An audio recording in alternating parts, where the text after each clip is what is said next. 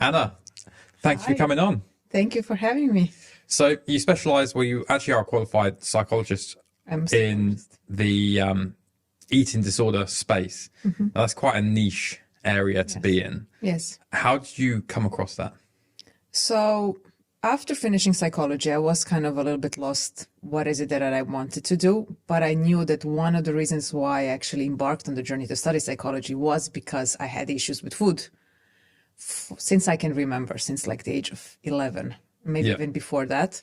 So trying to find my own answers, I guess, was the reason why I studied psychology.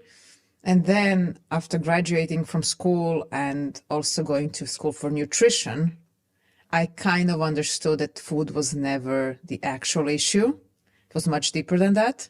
And so because I never got the help that I needed actually to solve the problem, I was just bounced back between doctors and nutritionists. That's when I decided, okay, if I'm going to work with people, I'm going to work to help them solve the problem that I had battled for 20 years. So that's how I kind of came about to specialize in something that I have experienced firsthand. Yeah. So you mentioned it was sort of like from a young age that you first Yeah. came into like the struggles Yes. with food.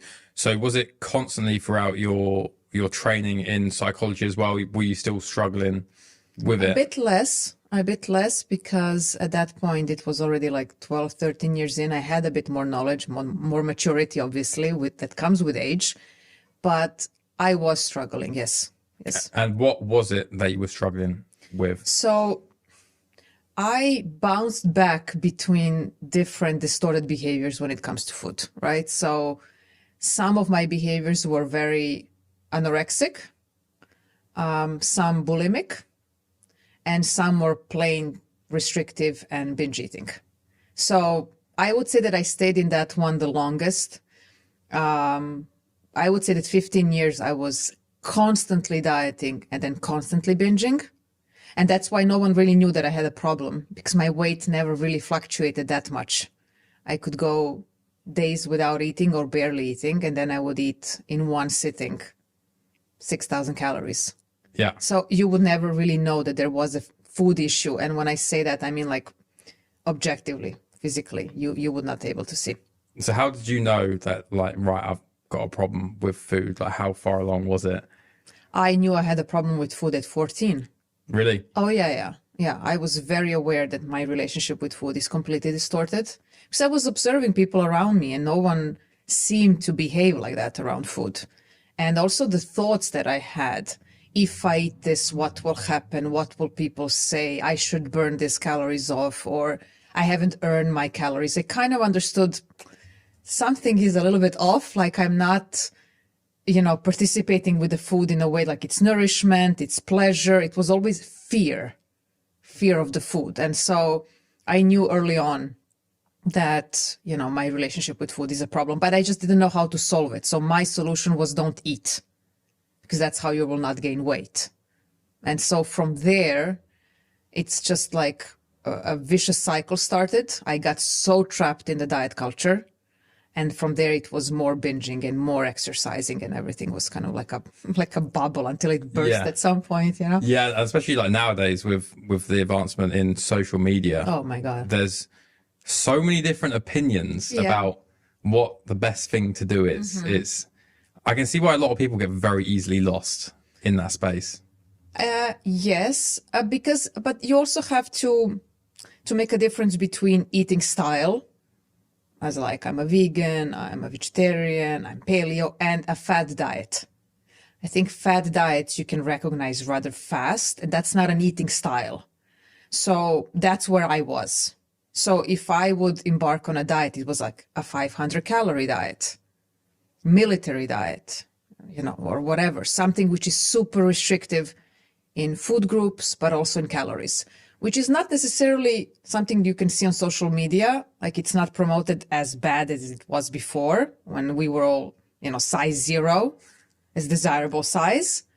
Nowadays, it's better to be vegan than paleo. It's better to be, fasting than not fasting. These are the debates nowadays. But no one is, for the most part, you will not see extremely distorted messaging publicly out there. Before it was much more pronounced everywhere. Yeah. So there's one actually that's going on at the moment. I don't know if you're aware of it. Okay. I don't know if you've heard of Eddie Abu. Oh my God. So my nemesis. I like the message he's spreading about eat healthy. Absolutely. But it came to a point the other day where I just had to unfollow it because I was in a supermarket and I was just like looking at all the ingredients, and something that should take me about 10 minutes took me like 40 minutes. And like, I was just like, I'm lost. I'm like, oh no, I can't eat this. I can't eat this. And I was just like, this is bad. Like, this is going to give me obsessive. I was like, this is going to give me an eating disorder if I carry on like this. I agree with you. I mean, yes. And that's where the difference is that every message or every tool can be used or abused. Do you know what I mean? Like, his messaging is not wrong. The problem is how you take that message and what you do with it. So when he tells you, don't eat cereal, don't eat bagels, it's the devil, it's the poison, that for me is a bit dangerous for people who are susceptible to now take that information and completely cut it out from their diet. And then they will take some other influencers' information and cut that as well. And then it's basically, you eat dust and air. Yeah. Do you know what I mean? Like, and that's a problem. Because you can always, if you have an eating disorder tendency, it's so easy, and I've done it, it's so easy to hide behind the science or people you follow online. So it's very easy to say, but Eddie said it, Anna said it, Oliver said it, where in fact you have another issue to solve, and you're just using those influencers and what they're saying to hide behind the real problem, which is your relationship with food. So his messaging is not wrong. Obviously, like some lean protein has more nutrition value than a cookie. Like, I think everyone knows that in 2024. It's the way he talks to an audience that might be vulnerable to that kind of messaging, which is a bit dangerous. Yeah, because his following is so huge. Massive. It just reaches so many people. Yeah. And my brother actually is like a massive fan of his, and he like eats exactly how he says to eat. And I was speaking to him about it because I pretty much eat similarly along those lines, apart from I will eat food that's bad, like every now and then, because I'm not going to cut it completely out of my life. But he was saying like, oh, do you know what? I saw this like donut and it looks so good. And I was like, Tom, just eat it. It's Just like, eat it. It's like one donut and you've been eating clean for what, like 2-3 months? Oh my God. Yeah. But I mean, so here's the thing, but that's why donuts are demonized. For example, let's take donuts, for example, because if you say, I will not eat donuts, that's just something on a very logical level, rational level, because donuts doesn't have a lot of nutrition value, which doesn't mean that you still don't like it. So in your 2-3 months of extremely clean eating, every now and then you will push the craving for a donut, and then it will backfire. And that's how usually it backfires, when then people have 15 donuts. And then they say, you see, the donut is the problem. No, it's not. You're not supposed to have 15. You're not supposed to react, that way, that you push the craving until you just cannot anymore. Or something happens in your life and you need that comfort, or you need that high, or something else is going on and you're using food to cope. But it will not be the donuts issue. Like, no one ever said, who talks about food freedom, that you're supposed to eat, ice cream, donuts, and pizza every day. But once in a while could be a good balance for you to calm the urges, but also the pleasure. People forget that there is pleasure in food as well. And if you allow yourself a variety of foods, I can guarantee you the binges would subside or diminish at some point. But they cannot if that's all you think about. And then you prepare yourself for it. And then people say, it's a cheat day. No, it's a planned binge. There is a reason why cheat days are days, like of, cheating on your, meals, right? But actually, when you think about it, it's a planned binge. It's like, today I'm straying off my diet and I'm going to eat everything else. So that's not very healthy. Yeah, I used to be like that. I do get like that every now and then still, where, I'll eat like a bit of crap food for like a day and there'll be a lot of like calories in. Okay. And I'm like, do you know what? Tomorrow I'll be all right because I just won't eat. Yes. And you think that outweighs today. Yeah. It doesn't outweigh, for sure. But it's more, how do you feel about it? I mean, of course you can go on a 3-day water cleanse and then you will be fine. But do you feel mentally good about those oscillations? Or do you want to have a relationship with food where you eat and you move on with your life? And every food can be part of your diet. Because honestly, if you take that same donut that has 200 calories, 300 calories, why not have it from time to time? It's not going to ruin your physique. Probably what will ruin is 10 donuts plus this plus that during your cheat day. And more than that, psychologically, you will feel like a failure. And so our first instinct is to kind of say, okay, like today I've eaten, 5,000 calories of crap. From tomorrow, I will rectify this mistake by going on an extremely, restrictive, rigid diet. But you have had that cheat day because all of your previous months were so restrictive. Do you know what I mean? Like, yeah. It's not because all of a sudden you wanted to have a cheat day. It's because you could not handle that kind of a diet. It's not sustainable. And people don't want to admit that. Especially if you have someone like Eddie telling you you're eating poison. And you're like, I don't want to be poisoned. But it's so ingrained into gym culture. 100%. Sort of, eat clean, once a week, cheat day, then back to eat clean. But then I argue like bodybuilding is kind of disorder eating. Yes. Because it's not sustainable in the long run. Again, accompanied with body dysmorphia, which is massive in that industry. Yeah, 100%. So is there sort of like does like body dysmorphia come first and then that goes on to disordered eating, or is it like does one have to come before the other? They often go hand in hand. It doesn't necessarily have to be that one will come before the other. For example, in my case, body dysmorphia came before. Okay. So what I mean by that is that I remember I was, I think, like 7, 8 years old in a ballet class, and it was the first time in my life that I've seen the teacher pinching body fat and just to see if we have gained weight. And we were very young girls, like 7, 8, 9, 10, whatever, and saying, you cannot eat ice cream, you cannot eat, whatever, pizza, because a ballerina doesn't have that kind of a body. I've never heard this in my life before, but it stayed with me. And every time I had pizza, I would see it on my body. Like immediately. Do you know what I mean? And that just happened at the age of 11 when I started to notice that my body's bigger, which it wasn't. It was because of the food I was eating. Because as an 11-year-old, I ate healthy, but I also ate candies and cookies and whatnot. And every time that I would eat, I would be like, there it is. It's in the mirror. I can see it. Although it was obviously not there. So that's how my kind of, let's say, bad body image, and then it became like proper dysmorphia started.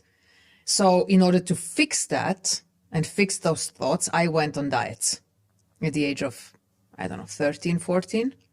And then they went hand in hand. If I ate well, I saw my body looking better. The moment I ate something else, I gained 5 pounds overnight. Do you know what I mean? Which is not possible, but that's what happens when you see, and that's what body image is, right? It's the perception you give yourself. It's not like I have brown hair and brown eyes, which is objective. It's me saying I'm curvy, I'm fat, I'm this and that.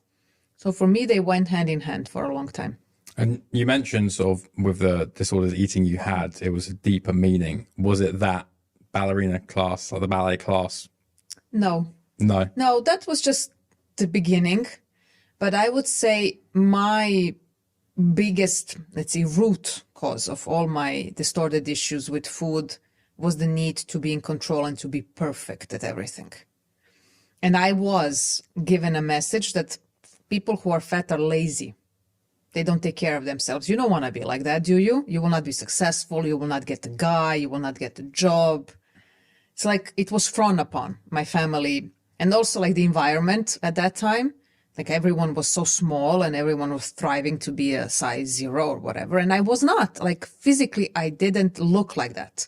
So that need to have everything under control, including the body, was my way of dieting and then being like, you see, I'm in control. And then the worst thing is that, let's say you lose the weight or you show some sort of discipline, you are so praised for it. Like you're so disciplined. like, how can you, like survive on 1,000 calories? You're like, wouldn't you like to know, But that's where it came, like the messaging from inner circle, always inner circle. Then, yeah, of course, media, but inner circle was like, you cannot look like this. Yeah, because I saw you put that video up when you were in that, I think it was like a white dress, and you were saying Yes.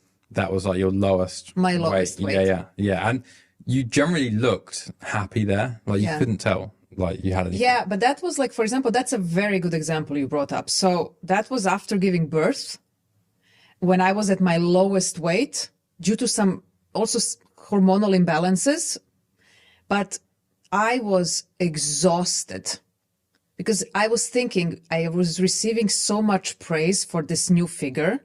And people were telling me like, it only took you a baby to get to your dream body. It's like, oh my God, I'm suffering because, you're a young mom, you have this imbalance. You don't want to really eat because people are telling you this is the best you have ever looked.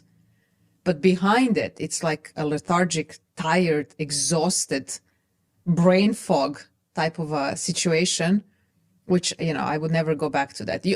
Listen, you can fake it. You can fake that you are happy and that, you love this body and, I'm eating. Yeah. But you by yourself know it's not true, or the people close around you. Yeah, because I see you put a lot about like being your natural weight. So if you're not sort of dieting down or trying to like bulk up, like the weight you just naturally sit at. So for you, was it a lot more than what you were sitting at, or was it just? So for example, I don't have an issue bouncing numbers, but my lowest weight was like around 53. So just for reference, I'm 169 tall. And then I was around 57, 8 kilos for a very long time. And now I'm 64, 65 for the last 10 years, almost.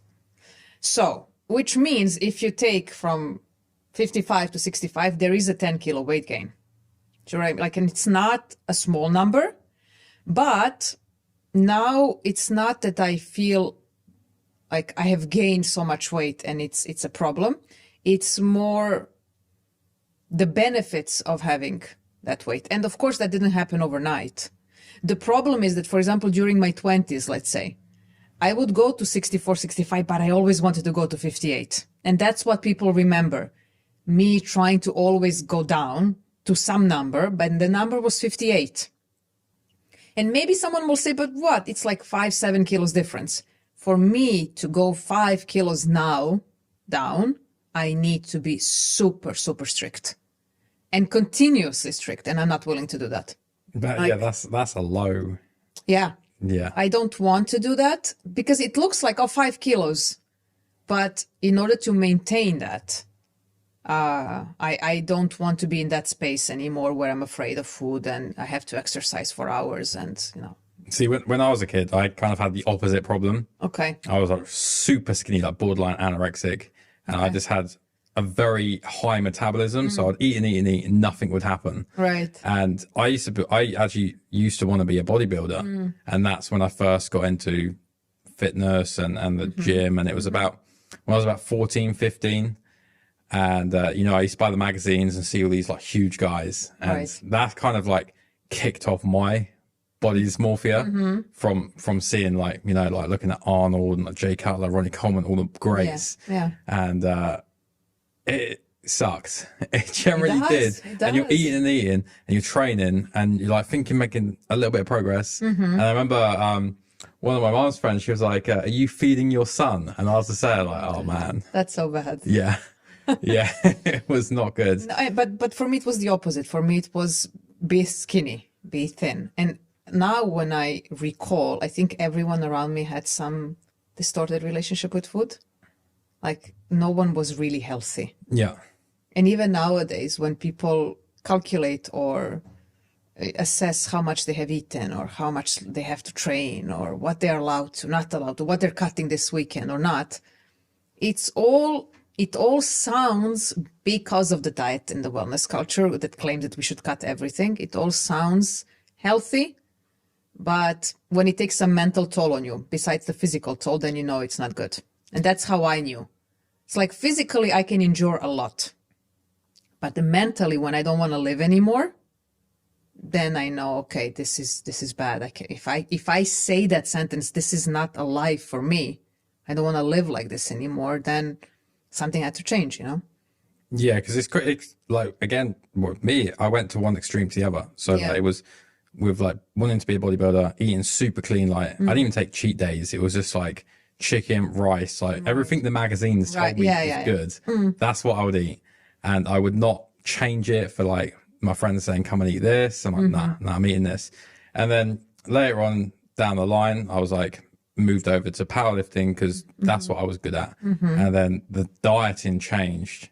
So powerlifters, you know, you didn't really have a diet. You just ate to get big. Ate to get yeah. And then there was a couple of years ago, I think it was 2022, where I got back into it after a long break off of it. And I was kind of sitting around like a healthy weight. And then I just was like, right, I'm going to bulk up. And it just went stupidly far. It was just, Really? yeah, I was doing like 4,000 to 5,000 calories a day plus. Oof, that's heavy. Yeah. So I jumped from a natural weight of about 82 kilos up to 113 just over. Wow. So it was not good. And you really noticed it because I had a massive belly. I was just getting out of breath, just going up the stairs.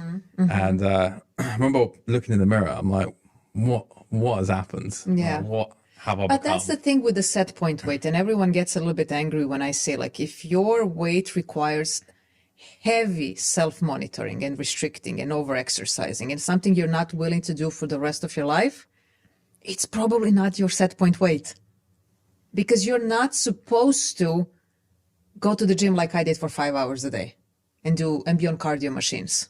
Was that for 5 hours? Oh yeah. I had this thing where I would, if I cannot go to the gym, then I would walk for 4 or 5 hours per day. And of course I had a tracker, and it was like, I have eaten this amount of calories. And so we need to burn off at least half, if not, 2/3, right? But especially when I was living in Paris, where I actually started actively searching for help from a food specialist, I enrolled myself in 3 gyms.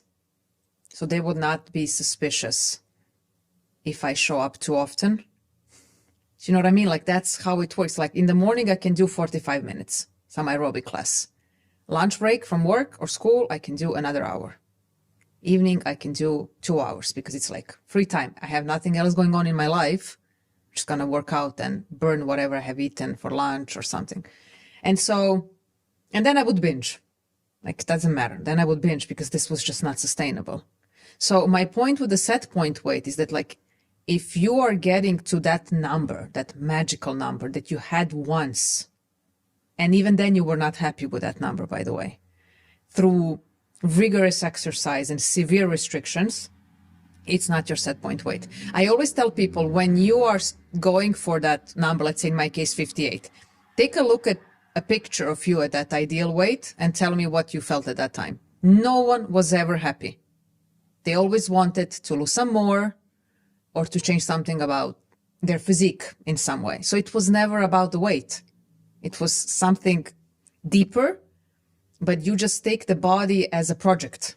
And weight loss and building muscle can be such an amazing distraction from life.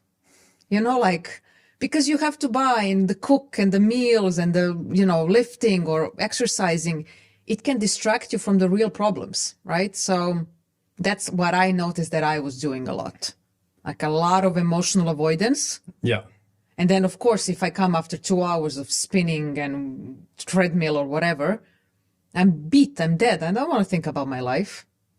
And then a new day comes.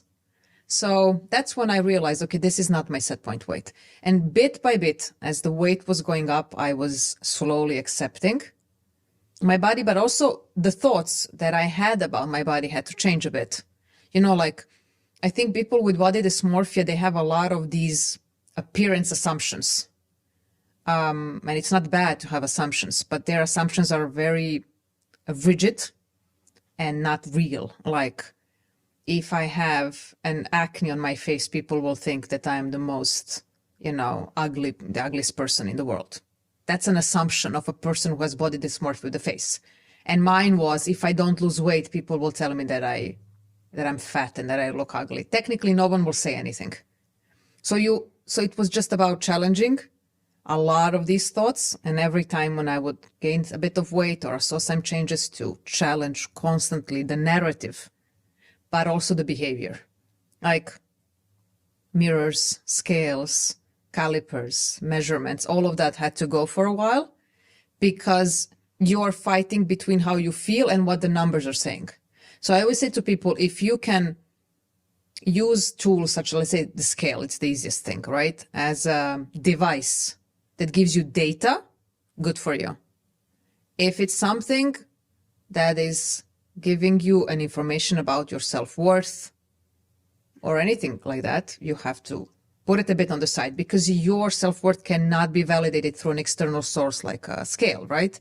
So I always say, if I wake up in the morning and I feel amazing, and now this device tells me that I'm not amazing, for people who rely on device in the way that I did, the information is, you obviously have no idea how you look or how you feel, because the numbers are telling you it's bad. I don't care how you feel.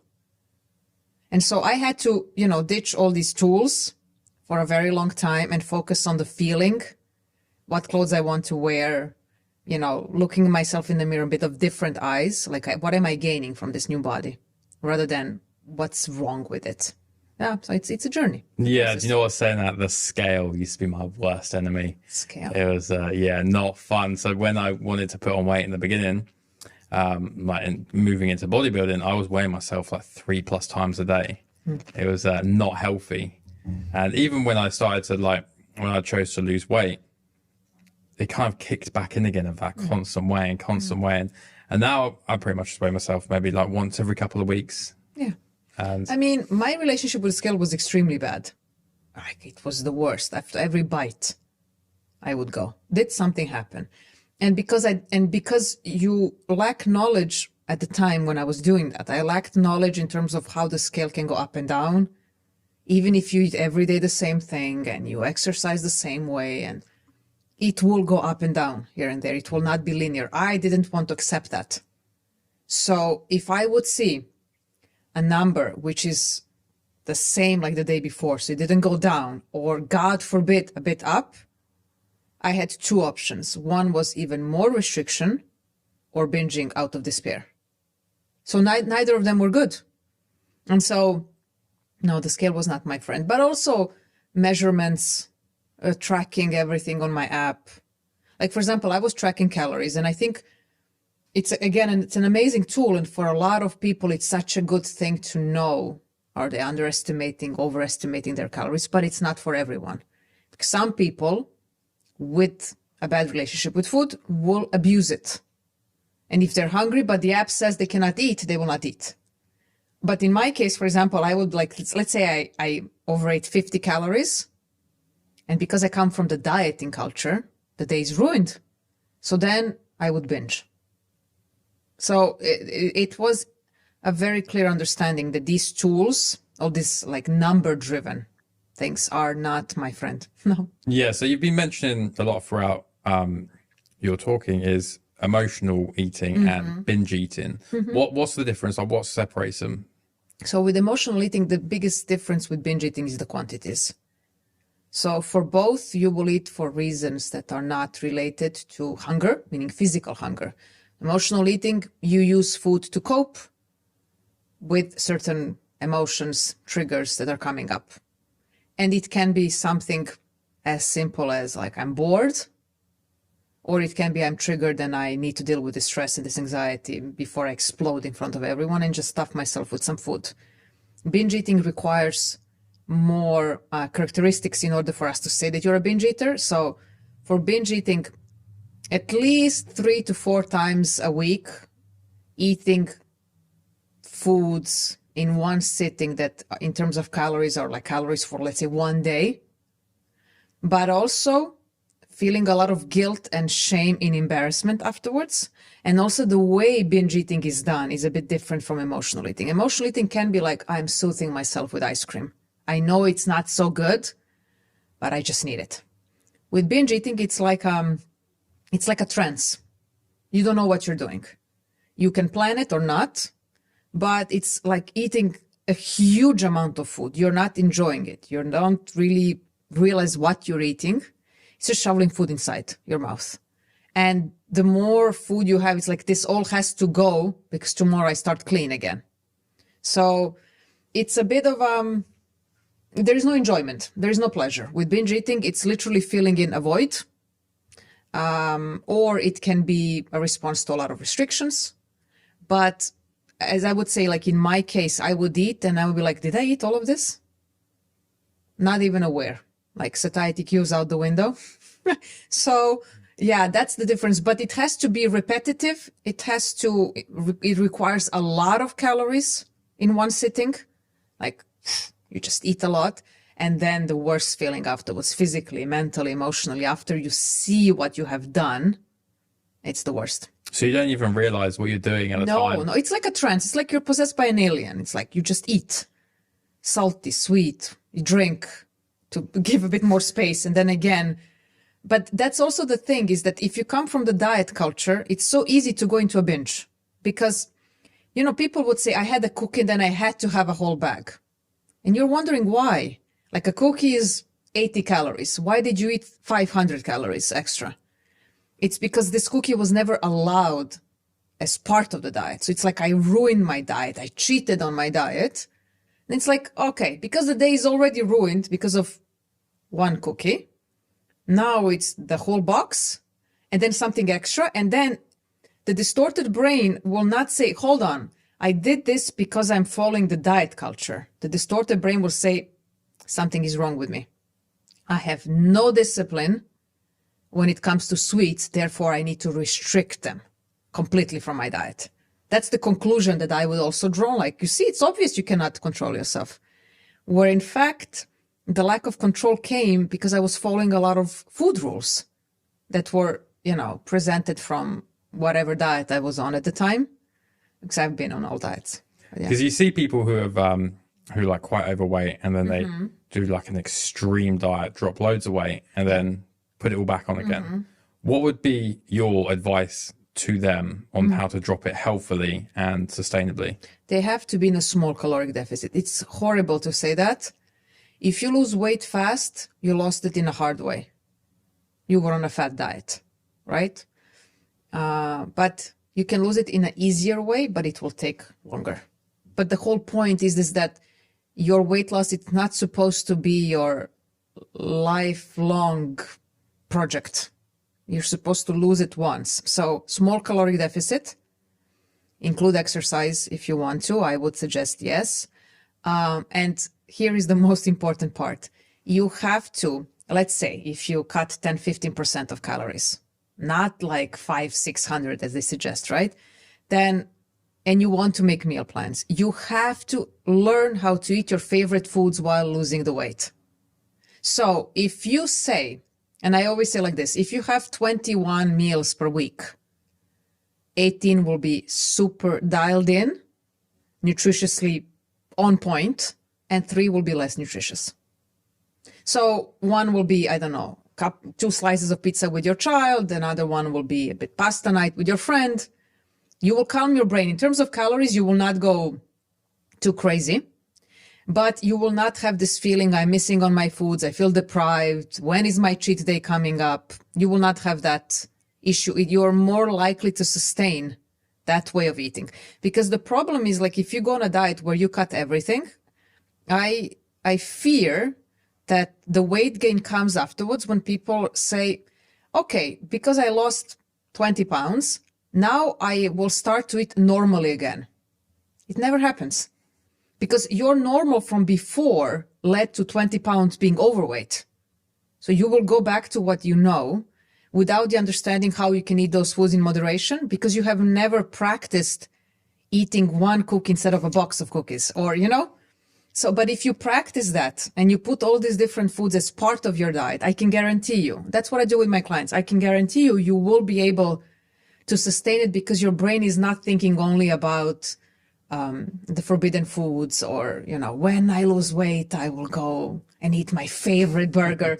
It's like, have your burger once every 2 weeks. It will not change your physique much, but the important part is it will calm your brain from the urges to, to eat in big quantities later on. Yeah. So when I lost my weight, I lost just over 20 kilos in 13 months. Okay. So I went I went really restrictive in the beginning. So I ordered from a meal prep company Okay. for low calorie foods, and I would only eat 2 meals a day, and you were constantly hungry, constantly thinking about foods that you used to eat. Yeah. And I stopped it after a while because I was like, I can't sustain this. Like, this isn't sustainable. Now I moved over to, I wouldn't say it's like a diet. It's more of like just more of a way of eating now for me, where it's primarily just whole foods. Okay. But I will eat a burger or pizza or kebab like every now and I then. think it's also, in my case, for example, I have kids, right? I know that I have learned a lot of things about food from my own family. And these are probably one of the rare things that I don't want to repeat with my own kids. So being on diets, bashing my own body, bashing other people's body, commenting what's healthy, what's unhealthy. Because you are receptive to those things from the people that you trust and that you feel know best. My parents are not nutritionists or doctors or food specialists or anything like that. They also picked up the knowledge from God knows where. And so, but it created this feeling that sugar is the demon. It's like, and so when I was 14 and there was no internet for me to find a diet, I just literally picked up all the things my aunt, grandmother, mother used to say. Don't eat after 6. I was doing this in 1995, like fasting like a pro, like before all the craze. And that's why I know that fasting is just not eating. It's not like some miracle. Yeah, I mean, it used to just be called starving yourself. Exactly. And now it's just got a fancy name. It has a fancy name. Yeah. So you actually put out another video that I watched today, actually, about when you used to bake and you never used to allow yourself to eat it. So what changed with that? Like what? I mean, again, just because before I would have decided like baking is something that I want to do for my family or for my friends or whatever, but I will never eat it because I had a lot of thoughts that came with that. Like, you will not be able to stop because that's the experience I have from before, from restricting it and binging, or like it's had too many carbs, too much sugar, it's unhealthy, you will gain weight. Like, all of these thoughts were the reason why I never ate. However, I still had the need to be around baking goods. So then I would buy cookbooks and bake for others and like watch, British Bake Off or whatever, like, because it kind of puts you in the mood that you're somehow close to food. And that's also very distorted. But also, and this is a very important thing, if you are ashamed of your relationship with food, you are doing sometimes these things that seem very healthy because you're hiding behind your actual problem. So if I bake, people assume I eat, and then you don't have to answer any questions. Why you're not eating, or why there are never cookies in your house? Why you never bake? I bake all the time. But people don't know that I don't eat, right? Or that I didn't used to eat. Now I eat it. But so I would say that's one thing, but also this double life that you have. Baking is just one aspect. This double life was also one of the reasons why I knew I had to heal, because I was living a double life for many years, like with family, friends, relationships, especially. It's a heavy dose of embarrassment that you have, but also because you know what you're doing, your self-worth is so low. And I used to tell myself, if people knew what kind of person I am, they would not be my friend. Or this person would not be in a relationship with me. So I have to hide it.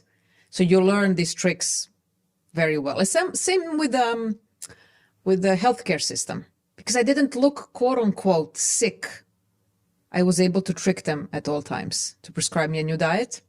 And I would just say, like, I want to lose a couple of kilos that I gained over Christmas. She's like, sure, no problem. And she just writes me off something. And then again, I can sort of hide behind the doctor, who never asked me a single question about my eating habits, what I've done, not done. So I just take that paper. And then when someone asks me, what are you doing? His meal plan, you know, it's bad. I just want to open people's eyes to the fact that you know you're lying. Doesn't mean the other person will know. If you want to heal, you have to speak up and be like, I have a problem. I need to heal, you know? Yeah. Going on from that, you kind of, I think nowadays it's kind of gone to the other end of the spectrum, you know, with like the body positivity movement. Yes. And I think it's got a bit out of control. Yeah. I think body positivity was needed in the sense as a response to lots of body shaming, right? And negativity around the body. And I'm talking here in the period where I was teenager or university, like size 12 was like fat.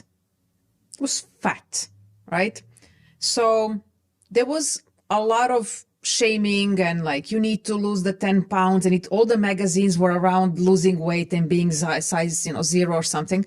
And so this movement has a very good starting point, right? The problem with everything is you can go to an extreme. So I worry because, you have celebrities, and this is mainly coming from that side, I think, where they claim that they're happy in their bodies. And then they lose a lot of weight. And you're like, hold on. You said you were happy and you lost 40 pounds. But the problem is, why they were saying that they were happy, you have impressionable young people who are like, I don't want to lose weight. She's successful and she's 100 pounds overweight. Why cannot, I be like that?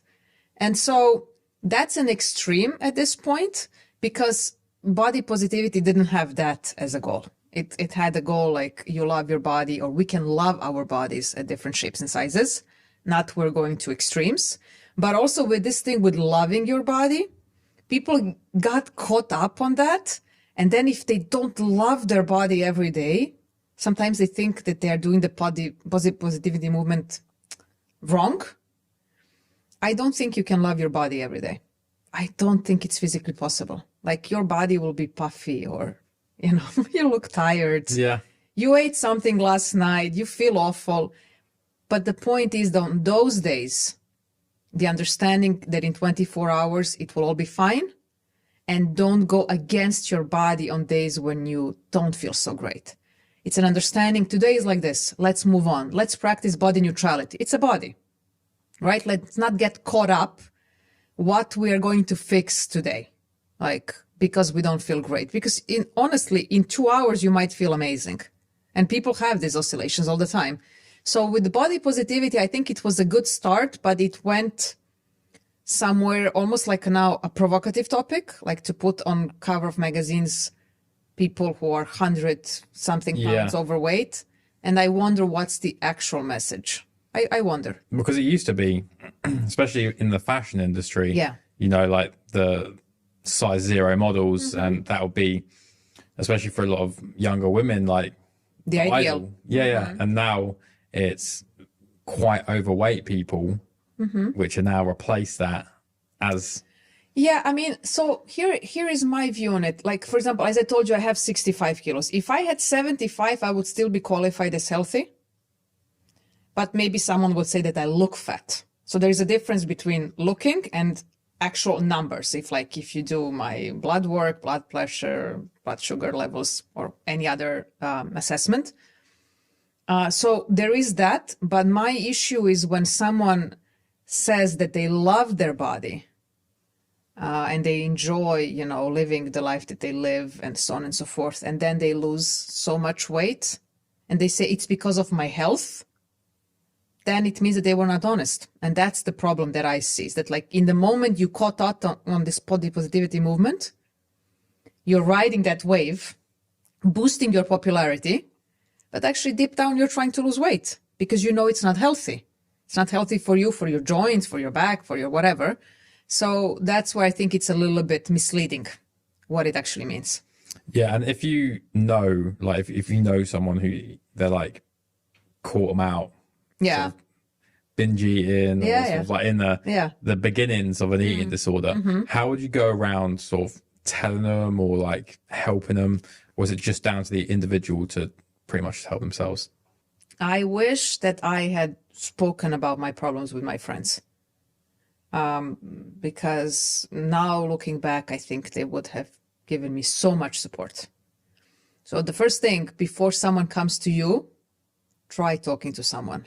Like, honestly, it's horrible being in this problem on your own. Because it looks like there is no out and food is everywhere and you have to eat. You cannot go cold turkey and not eat to solve the food addiction problem. But from experience, I would say that I would never assume anyone's relationship with food. Just like, how do you feel? Not like why you're not eating, because that's very triggering. Or, eat something, or don't eat the burger. That's very triggering. No messaging like that ever helped anyone. But more like, how do you feel? How is life? People open up on these topics and you can see, like, I don't really feel great. Why not? And sometimes they will say, I've gained a lot of weight, but not telling them, you look like you've gained some weight. That's bad. Yeah. That was such a massive trigger for me to be like, okay, I'm less worthy. So now let me go on a massive restriction. I will show you. I will get the praise out of you, So no, I'm more, and I've helped a couple of people who I have noticed that they've been gaining a lot of weight. And sometimes, in all honesty, like in my case, gaining weight was a good thing, right? So I cannot assume where it comes down to, but through talking and, I have issues at home, and I eat at night, I'm a bit lonely. You can get the information out, but you also have to be willing to have an actual conversation instead of like, you've gained weight. Yeah. Because that's not very helpful. Yeah, it can also, again, like be like a coping mechanism, as you say, of like the emotional sides. So when I was struggling with depression, like food for me was just, I'll eat loads of food. But again, the depression was the root cause of me eating like that. I was a massive emotional eater. Massive. Some people like say I cannot eat when I'm stressed out. Man, I'm the complete opposite. So I was traveling a lot with parents or alone for studying and work. And again, this is such a good opportunity for a binge eater to get their hands on any food. No criticism, no judgment. You're an adult. You can do whatever you want. So quite a bit of loneliness played a big part, or being alone, just being alone. Emotionally completely unfulfilled because I never thought that I deserved to be in a relationship, but that also bothered me that I wasn't in one. And then just everyday things. I was dealing with every stressor or unpleasant emotion that I didn't want to deal with by using food. Someone triggers me, I eat. Like unpleasant meeting, I eat. And it was something that I knew. Like it was something that I used to cope with everyday life. And everyone has their own coping mechanism, right? And food was mine. And I was looking forward. It's like if the day is long at work, it's like when I come home, and I lived in Paris. Can you imagine? And I'm like, and I'm going to pass by this pastry. I'm going to buy that bread. It's like it's fantasizing what's going to happen because I don't want to participate in life because life triggers me. There are some things that I don't like about my life. And peeling that onion, no, I don't want to do it. I just prefer to be in my bubble and eat. And when you wake up one morning or when you go to bed with that horrible feeling of like a brick in your stomach, it took a couple of those times to be like, I cannot live like this. Like I'm going to wake up and I already know what's going to happen. I don't want to do it. So it's like almost like an escape for you. Like some people use drink as their escape. Yeah. But here's the difference.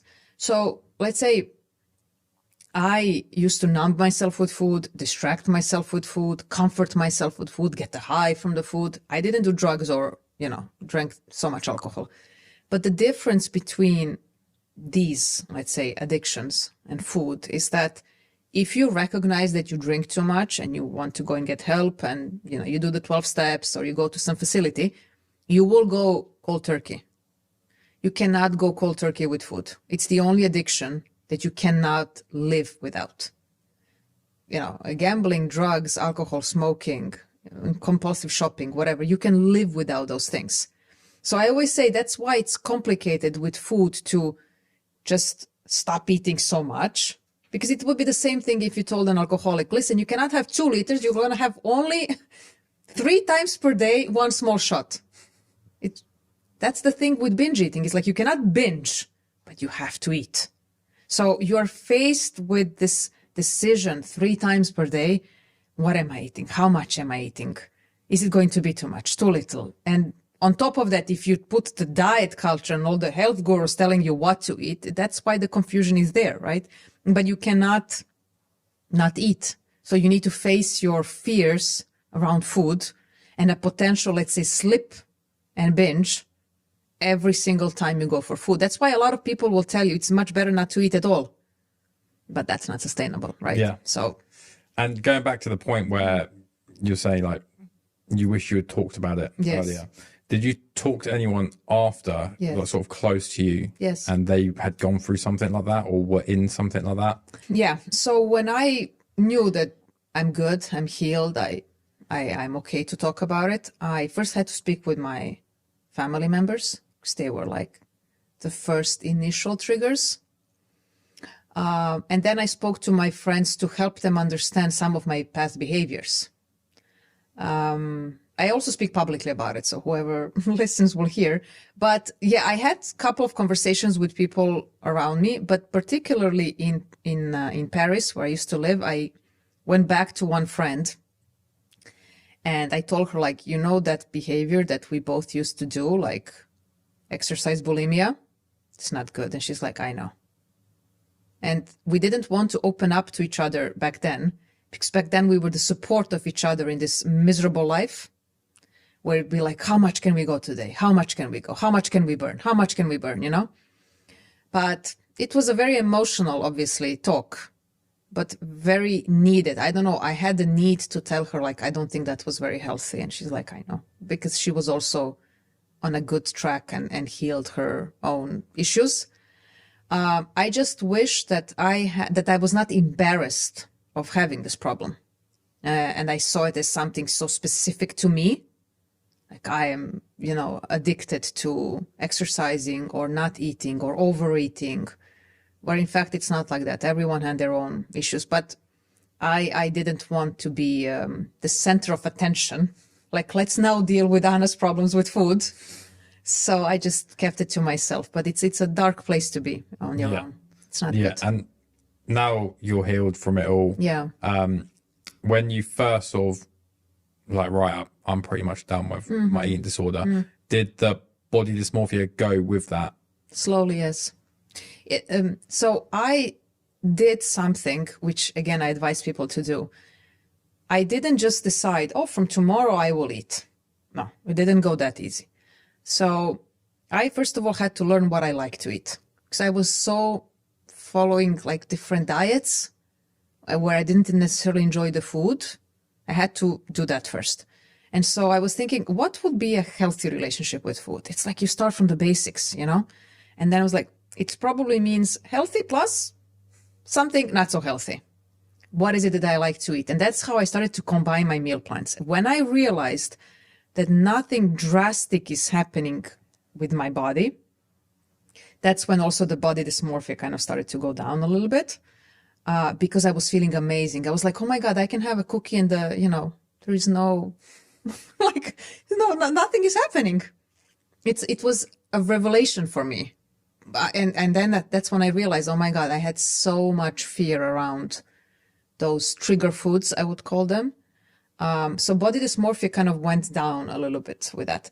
And with that, I want to say one thing, because I think people don't talk about it often. It doesn't mean, again, that I love my body every single day, but I'm okay with it. I'm like, it will pass. You know, like I ate a little bit more last night, or I didn't, pay attention to water intake comparing to alcohol intake, more salt, more sweets, whatever. And there will be some sort of imbalance here and there, right? But I will not punish my body for it, because it means that I feel guilty for what I have done. And I don't want to feel guilty. I just want to be like, okay, when you do that, that's how you feel. It's a decision. And so I try to approach it like that, instead of what you have done, we need to rectify now. Let's go on a water fast. And I've done that so many times, but I knew what was the the outcome. And the outcome was always more binging. So it didn't make any sense. And I think to wrap up, Yeah. anyone that wants to build a healthy relationship with food and their body, what would be the best way for them to do it? Like make a meal plan, as you've said, like what would be the best way for them? So the first thing, absolutely the first thing is that they need absolutely to ditch any diet and food rules. That's what's keeping you in the problem. So you saying this is a good food and a bad food and clean and not clean, you have to remove that stigma label from foods. Absolutely. You just have to say more or less nutritious foods, but all can be part of a diet.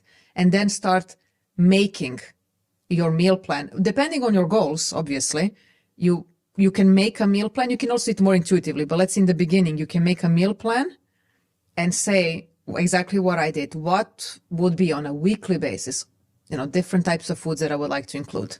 And don't go by Monday to Friday clean and then binge, but go by the number of meals. So you can plan a normal social life or someone cooking for you or ordering food. I always say this is a better way, like, okay, 24 meals, 20 will be spot on, super nutritious. And those 4 will be a little bit more, on the outside, not maybe as healthy, but they will give me pleasure or connection or cooking with others or ordering or someone cooking for me, which I never allowed before. So I didn't know what they will put inside. Yeah. That's perfect. Yes. Anna, thank you very much. Thank you so much for having me.